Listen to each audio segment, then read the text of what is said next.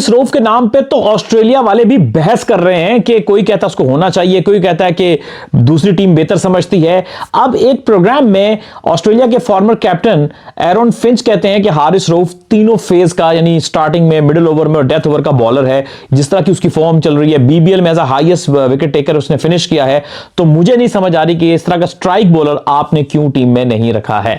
दूसरी तरफ ऑस्ट्रेलिया के एक और world cup winning captain, former captain जो माइकल क्लार्क कहते हैं कि ठीक है, ऑस्ट्रेलियन कंडीशंस में उसने अच्छा किया, बहुत अच्छी परफॉर्मेंस दी, लेकिन ये कंडीशंस बहुत मुख्तलिफ हैं और लोकल कंडीशंस में जहां श्रीलंका है तो बहुत चेंज है। शायद उनकी जो सिलेक्शन कमेटी है उन्होंने कुछ और फैक्टर्स को देखकर उनको पिक नहीं किया होगा, लेकिन साथ उन्होंने ये भी कहा कि मैं ये भी मानता हूं कि जो इन फॉर्म प्लेयर्स हैं या कोई भी प्लेयर हो उसको कैरी करना चाहिए, टीम के साथ रखना चाहिए। दोनों ने अपनी अपनी ओपिनियन को अलग अलग जगह पे रखा।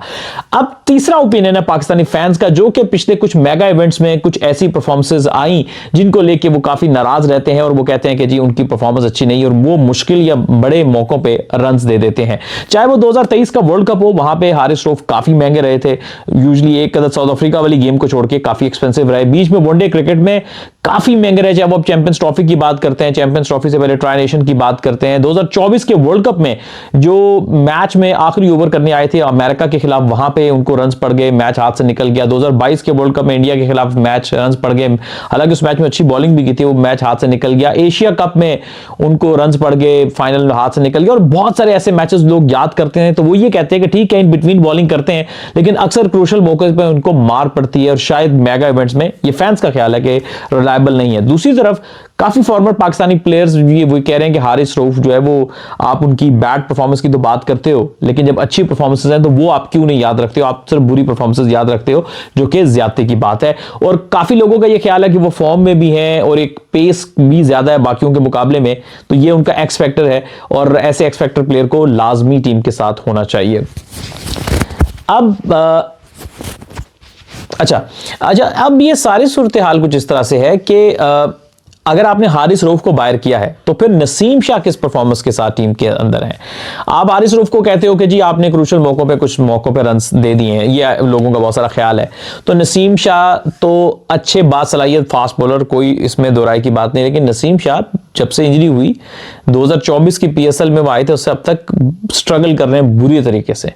बहुत हेल्पफुल कंडीशंस में भी वो मैक्सिमम क्या हुआ है कि वो किसी बार मार से बच गए हो, उनकी परफॉर्मेंस नीचे है। जो वो नसीम शाह पहले हुआ करता था, हम अक्सर वीडियो में भाई साहब कहते हैं, फिर से वो नसीम शाह जिसके पास एक एक्स्ट्रा ऑर्डिनरी पेस थी, उसकी बॉल में एक्स्ट्रा बाउंस था, एक्स्ट्रा स्विंग होता था बॉल राइज के साथ और बीच में बॉल उसका स्किड भी करता था।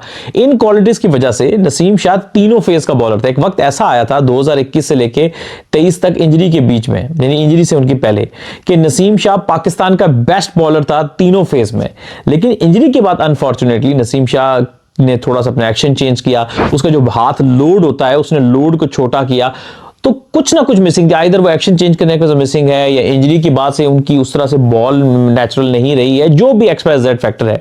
लेकिन नसीम शाह को बहुत से लोगों का कहना है कि उनको फर्स्ट क्लास क्रिकेट खेलनी चाहिए, पहले अपनी फिटनेस को फिर से एनालाइज करना चाहिए किसी बहुत एक्सपर्ट बंदे के साथ कि कहां कमी रह गई, क्यों वो पुराने वाला नसीम शाह नहीं है। क्योंकि पहले वाले Naseem Shah total x factor था, चाहे वो बॉलिंग में देखें, चाहे वो उसके बैटिंग में नॉक देखें, लेकिन मेन तो हम उसकी बॉलिंग की बात करेंगे ना।